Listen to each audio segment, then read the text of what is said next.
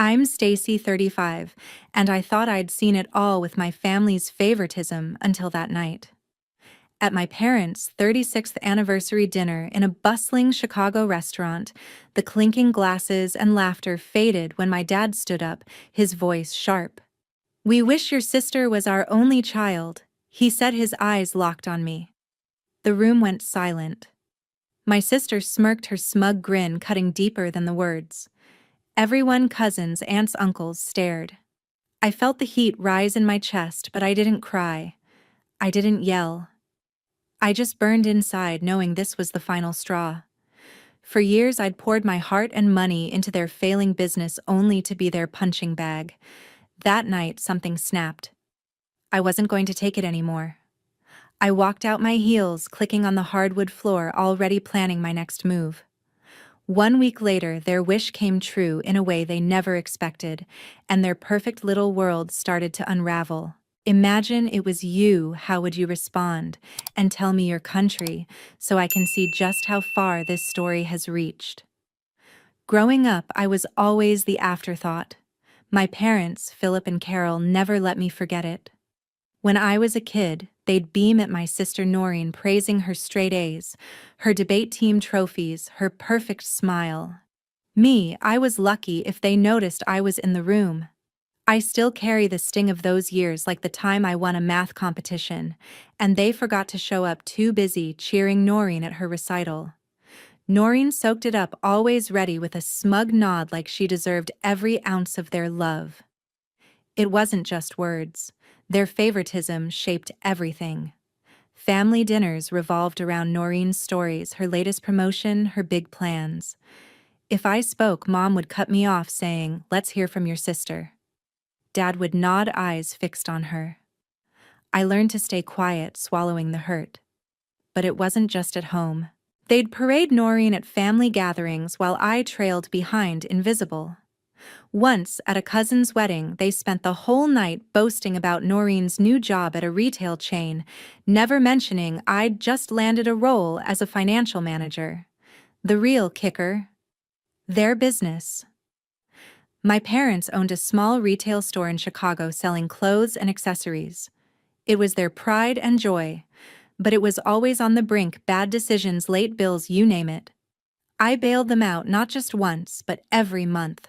$500 from my savings wired without fail, plus hours of free financial advice to keep the place afloat. I'd crunch numbers, negotiate with suppliers, even streamline their inventory system. Did they thank me? No. They'd call Noreen to gush about how her marketing ideas saved the day, even though her suggestions were vague at best. A new sign here, a discount there. My work. Barely a nod. I wasn't naive. I knew they leaned on me because I was good with numbers, not because they cared. Every time I sent that $500, I'd grit my teeth thinking about the vacations I couldn't take, the apartment I couldn't upgrade. But I did it. Why? Duty. Family. That stubborn hope that one day they'd see me. I'd sit in my office late at night reviewing their books, catching errors that would have cost them thousands. Meanwhile, they'd be at Noreen's house fawning over her latest pitch for a store rebrand that never materialized. It wasn't just the money, it was the dismissal. Once I spent weeks fixing a tax issue for their store. The day I told them it was sorted, Mom said, "Oh, good. By the way, Noreen's planning a big sale next month." No thank you. No acknowledgement. Dad just grunted, already dialing Noreen to discuss her vision. I stood there, papers in hand, feeling like a ghost. Another time I suggested a new accounting software to save them hours.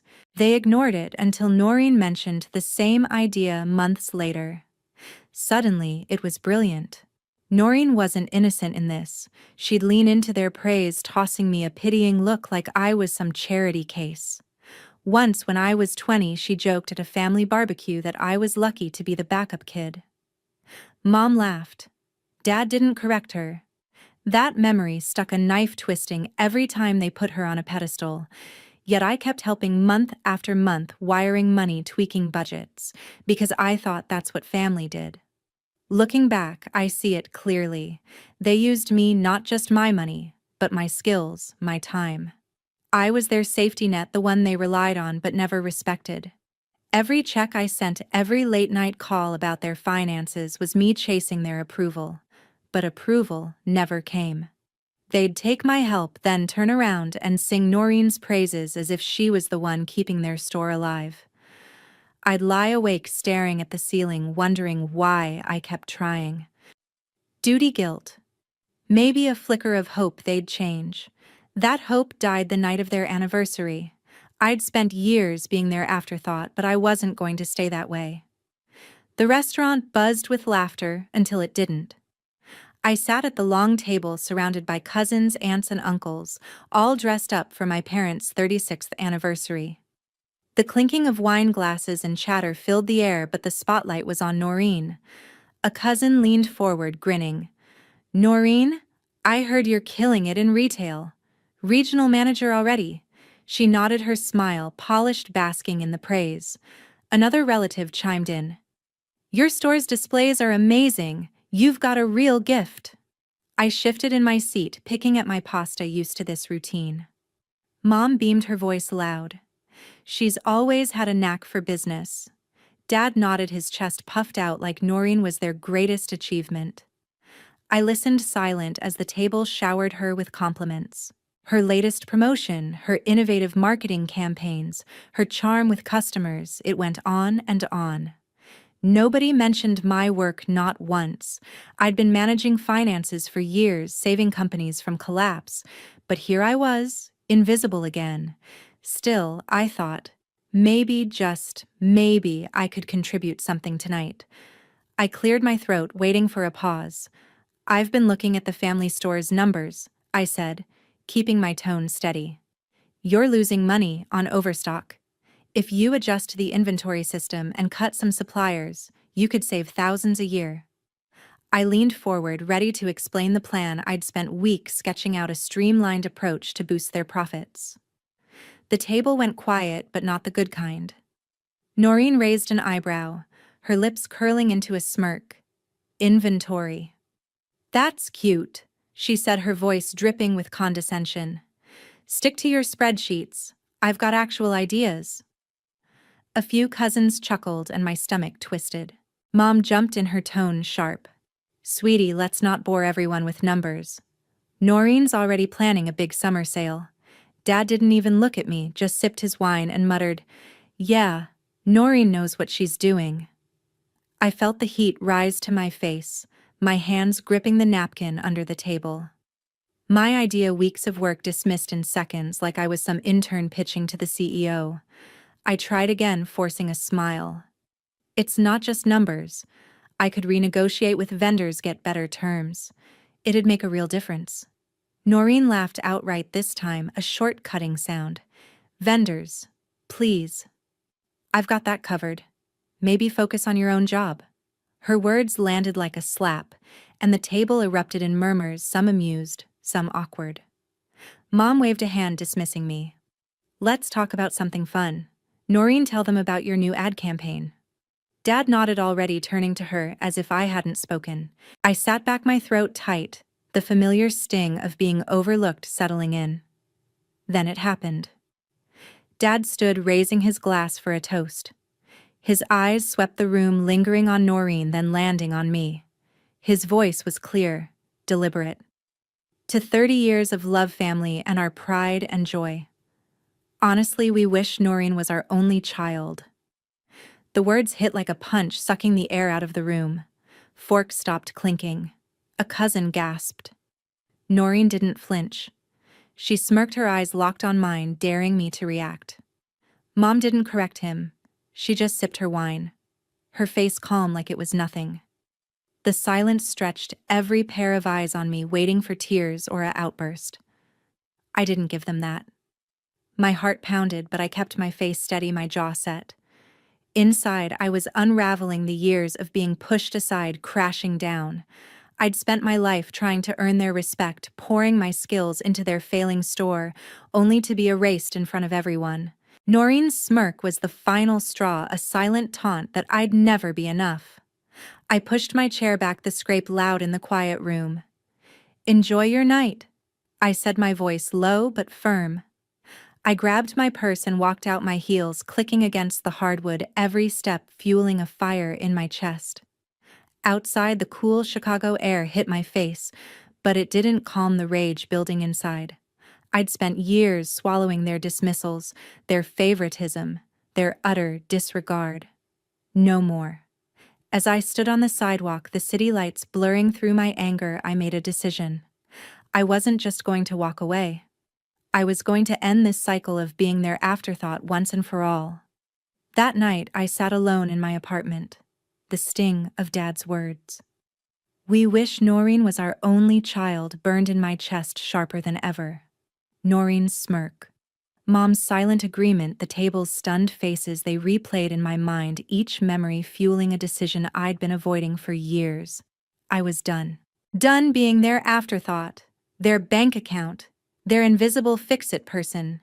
I'd poured $500 a month into their failing store, spent countless hours balancing their books, negotiating with vendors, keeping their business alive. For what? To be laughed at, dismissed, erased in front of everyone. No more. I grabbed my phone, my hands steady despite the anger pulsing through me. I opened our family group chat, me, Dad, Mom, Noreen, and typed a message: "I'm done helping with the store. No more money, no more advice. Good luck." I hit send, my heart racing, knowing the chaos it would unleash. Within minutes, my phone lit up. Dad called first, leaving a voicemail I didn't bother to check. Mom followed with a text. "What's this about? Call me now." Noreen sent a single word: "Seriously." I stared at the screen, their words blurring together, and felt a strange calm. I wasn't going to answer. Not tonight. Not ever. By morning, the calls multiplied. Dad left 3 more voicemails, his tone shifting from confusion to irritation. "We need to talk about this," he said, in one as if I owed him an explanation. Mom's emails flooded my inbox, long rambling messages about how the store was our family legacy and how I couldn't just abandon them. Noreen called twice, her voice sharp, demanding I stop overreacting. I let every call go to voicemail, every email sit unread.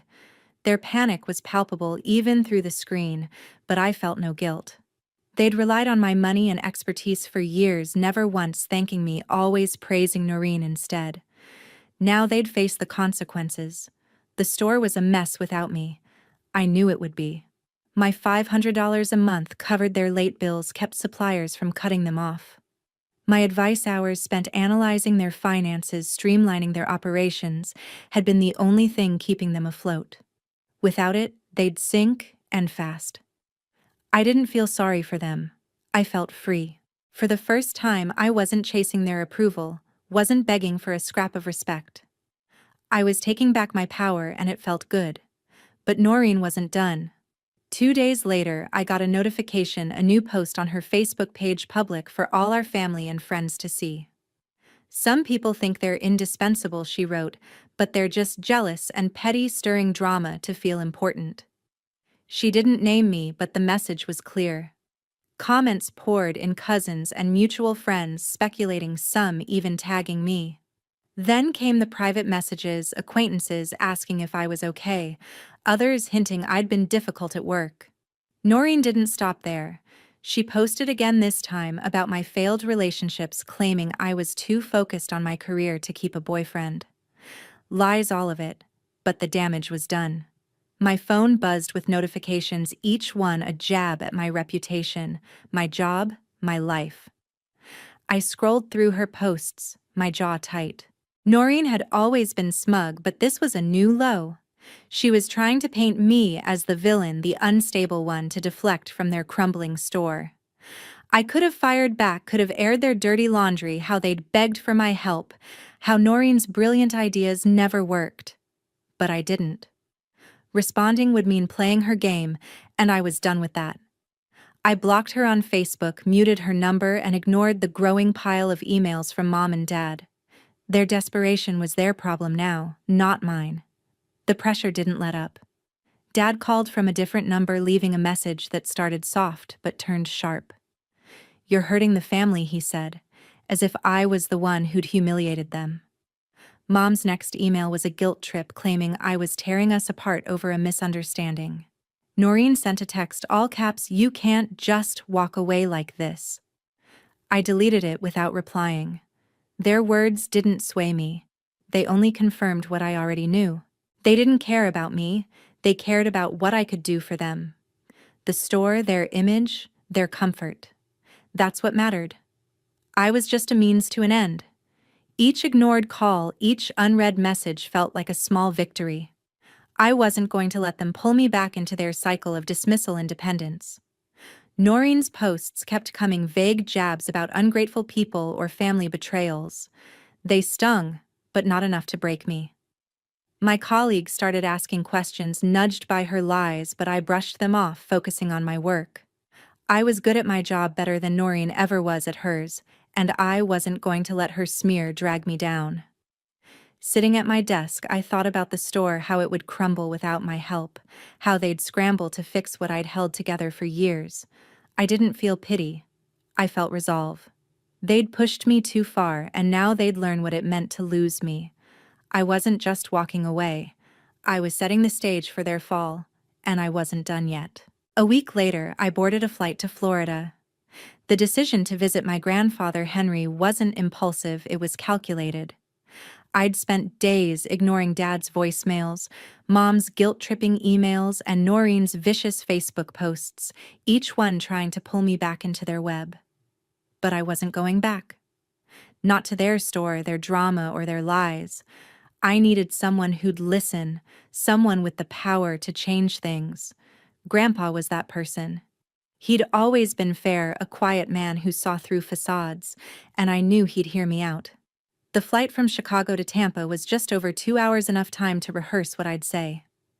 I landed in the humid Florida air, rented a car, and drove to Grandpa's small beachside house. He was waiting on the porch, his weathered face breaking into a smile as I pulled up. "You look like you've got something heavy to share," he said, his voice gruff but warm. I hugged him, the weight of the past week settling in my chest. We sat in his living room, the hum of an old fan in the background, and I let it all spill out. I started with the anniversary dinner.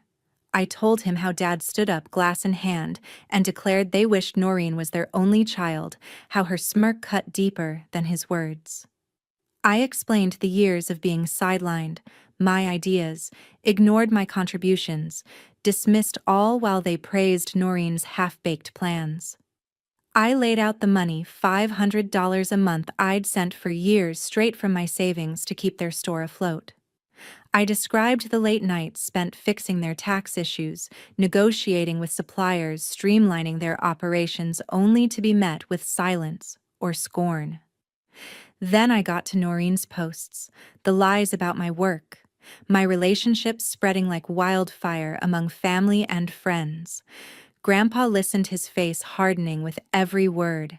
His hands, rough from years of working construction, clenched into fists when I mentioned Dad's toast. "They said that," in front of everyone, he asked, his voice low, almost a growl. I nodded, pulling out my phone to show him Noreen's posts, screenshots I'd saved before blocking her. "Some people think they're indispensable," one read, followed by comments from cousins who'd bought her narrative. Another post hinted I was unstable, dragging my career through the mud. Grandpa's eyes narrowed, his jaw tight. "That's not family," he said. "That's betrayal." He stood pacing the room, his anger palpable. Grandpa had built a small fortune in property land in Florida, a few rental homes, and his dachshund was no secret in the family. He'd always planned to split it between his kids, including Dad, with some for me and Noreen. But now he shook his head. "I've seen how they treat you," he said. "I thought it'd get better, but this is unforgivable." He sat down, his voice steady but fierce. "I'm changing the will. They don't deserve a dime. I didn't push him. I didn't need to." Grandpa called his lawyer that afternoon, a brisk man in a suit who arrived within hours. I sat quietly as they discussed the changes. Grandpa was clear. Dad, Mom, and Noreen were out. The land, the properties, everything would go to me, with a portion donated to a local charity he'd supported for years. "You've earned it," He told me, his eyes soft but firm. Not just for what you've done, but for who you are. I swallowed hard, the weight of his words sinking in. For the first time in years, I felt seen. Grandpa didn't stop there. He asked for details about the store's finances, how much I'd given, how they'd relied on me. When I explained the $500 a month and my unpaid consulting, he shook his head again. "They'll crash without you," he said, not with pity, but with certainty. "Let them." I nodded, knowing he was right. The store was already on shaky ground, and without my help, they'd face the tax penalties and supplier debts I'd been holding at bay. I flew back to Chicago the next day, my resolve stronger than ever. I didn't call Dad, Mom, or Noreen.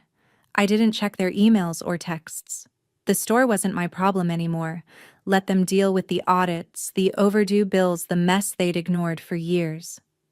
I felt lighter, like I'd shed a weight I'd carried too long. Back in my apartment, I met up with my friend Kathleen, the one person who'd always had my back. We grabbed coffee at a small shop near my place, and I told her everything: the dinner, Noreen's posts, my trip to Florida. Kathleen listened, her eyes wide but gentle. "You did the right thing," she said, stirring her latte. "They've been using you forever. It's time you put yourself first." Her words hit home, simple but true. She didn't push me to forgive or fix things, she just got it. "Focus on you," she added, her voice firm. "Your career, your life. You're worth more than their drama." I nodded, grateful for her clarity, her support. Kathleen had her own life, a busy job in marketing, her own battles, but she'd always made time for me, no questions asked. As I left the coffee shop, I felt a shift. Grandpa's decision wasn't just about money or land, it was justice, a line drawn in the sand. I wasn't fighting for their approval anymore. I was building my own future, and they'd have to face theirs without me. Within a few months, their world fell apart. The family store, once propped up by my money and advice, crumbled under the weight of its own mismanagement. Without my $500 each month, the bills piled up, and suppliers cut them off. A tax audit hit hard, penalties for years of sloppy bookkeeping I'd warned them about. The fines were crippling, tens of thousands they couldn't pay. Dad tried to negotiate, but his charm didn't work on IRS agents. Mom scrambled to sell inventory, but it was too late. The bank foreclosed, and the store shut its doors for good. I heard about it from a cousin, not from them. I didn't call to check in. They'd made their choices. Noreen's big plans went down with the ship. She'd been pitching investors, boasting about turning the store into a chain, using her so-called retail expertise to sell the idea. But with the store gone, her pitch fell flat. Investors backed out, unwilling to touch a sinking business. Her reputation took a bigger hit when her Facebook posts backfired. A few relatives, tired of her smug attacks, started digging. They found out I'd been the one keeping the store alive, my money, my work, not her brilliant ideas. A cousin posted a screenshot of my bank transfers, proof of the $500 I'd sent monthly. The comments turned fast. "You lied about her," one aunt wrote. "She carried you all." Noreen tried to delete her posts, but the damage was done. Family friends unfollowed her, and her colleagues whispered about her exaggerations. She was left scrambling to save face, but no one bought her excuses. Dad and Mom faced their own reckoning. Without the store's income, their debts racked up from years of poor decisions swallowed them whole. They'd taken out a second mortgage to keep up appearances, counting on my help to cover the gaps. Now, with no money coming in, they missed payments. The bank seized their house, a modest 3-bedroom they'd lived in for decades. They moved into a cramped apartment, their belongings stuffed into storage. Relatives who'd once cheered their every word turned cold when the truth spread. An uncle called Dad out at a family barbecue, saying, "You pushed her away," and for what Mom tried to play the victim, claiming I'd abandoned them, but the evidence was clear. My bank statements, my emails offering advice they'd ignored, it all came out. Cousins stopped inviting them to gatherings, and their calls went unanswered. Grandpa stayed firm. He'd heard about the store's collapse from a friend in Chicago, but he didn't reach out to Dad, Mom, or Noreen. I got a letter from him handwritten confirming the new will. "It's done," he wrote. "The land and properties are yours with some for charity. They won't get a cent." He'd cut them off completely, his signature on the document final. I didn't feel triumph, just a quiet relief. His decision wasn't about punishing them, it was about fairness, something they'd never given me. When Mom called him begging for a meeting, he refused. "You made your bed," he told her over the phone, then hung up. Noreen tried texting him, but he blocked her number. Dad didn't even bother reaching out, too proud or too ashamed. I stayed out of it, focusing on my own life. My job as a financial manager was thriving. I'd landed a big client, a tech startup that trusted my instincts. I didn't check on the store or answer the occasional texts from Mom, still laced with guilt trips. Their downfall wasn't my fault. They'd built their lives on lies, leaning on me while lifting Noreen up. Now they were reaping the consequences. The family's whispers reached me: how Dad was working odd jobs, how Mom was selling jewelry to make rent, how Noreen's latest job interview had fallen through. I didn't gloat. I just kept moving forward, knowing I'd done what I had to do. Their collapse wasn't just financial, it was personal. The relatives who'd laughed at Noreen's posts now saw her for what she was: a bully who'd smeared me to save her own image. The ones who'd praised Mom and Dad at the anniversary dinner now avoided them, embarrassed by the truth. The family store, once a point of pride, was a boarded-up reminder of their failure. And Grandpa's will, locked in with his lawyer, was a final line they couldn't cross. I didn't need to say a word. Their actions had spoken loud enough. While their lives unraveled, mine took shape. I threw myself into my work, pouring every ounce of energy into my career as a financial manager. The tech startup I'd signed in Chicago turned into my biggest win yet. After months of late nights and sharp negotiations, I closed a multi-million-dollar contract to manage their finances, streamlining their budget and saving them from a risky expansion. My boss called me into her office, a rare smile on her face. "You're going places," she said, hinting at a promotion to senior manager. The raise that came with it wasn't just money, it was proof I didn't need my family's approval to succeed. I was building something real, something mine. Outside of work, I carved out a new life, one that didn't revolve around their drama. Kathleen became my rock, always there with a quick text or a coffee date to keep me grounded. We'd meet up at our favorite diner, splitting pancakes and laughing about her latest marketing campaign or my awkward client meetings. Her support wasn't loud or flashy, it was steady, the kind that made me feel I wasn't alone. Then there was my boyfriend Brian, a structural engineer I'd met at a networking event. He was different from anyone I'd dated, quietly, confident, with a dry sense of humor that caught me off guard. Our first date was at a small jazz club where he admitted he'd only come to the event to avoid another night of grading blueprints. By our third date, we were planning weekend hikes, talking about everything from bridge designs to my dreams of starting my own consulting firm. Brian didn't know the full story of my family at first, but I opened up over time. I told him about the anniversary dinner, the years of being pushed aside, the way Noreen's lies spread online. He listened, his hand steady on mine, and didn't try to fix it with empty advice. "You're stronger than they'll ever know," he said once, his voice low, but certain. It wasn't just words, it was the kind of belief I'd never gotten from Dad, Mom, or Noreen. With Kathleen and Brian, I built a circle that felt like home, not a battlefield. I didn't reach out to my parents or Noreen, and they didn't try to contact me either. A cousin mentioned they were struggling, Dad picking up shifts at a warehouse, Mom selling crafts online, Noreen bouncing between retail jobs. I didn't feel sorry for them. They'd had years to treat me like family, to value what I brought to the table, but they chose to lift Noreen up and tear me down. Their silence now was just another choice, one I was done letting hurt me. Grandpa sent me a postcard from Florida, a short note saying he was proud of me. It was enough. I didn't need their apologies or their excuses, I needed people who saw me for who I was. The lesson hit me hard, but it was clear: cherish the people who truly love you, not the ones who use you. For years, I'd chased my family's respect, thinking if I gave enough money, time, effort, they'd see my worth. But they didn't. They took, and they gave nothing back. Kathleen, Brian, Grandpa, they were the ones who mattered, the ones who showed up without strings attached. That truth changed how I moved through the world. I stopped seeking validation from people who'd never give it and started investing in those who did. My life wasn't perfect. Work was demanding, and some days I doubted myself, wondering if I'd pushed my family away too harshly. But then I'd remember Dad's toast, Noreen's smirk, Mom's silence.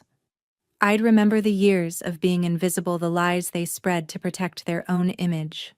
I wasn't the villain in their story, I was the one who'd walked away to save myself. And I was better for it.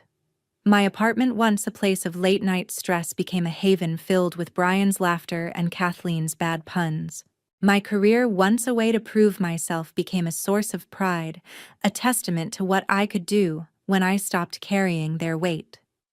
Thanks for listening to my story. What would you do if your family treated you this way? Drop it in the comments and subscribe for more.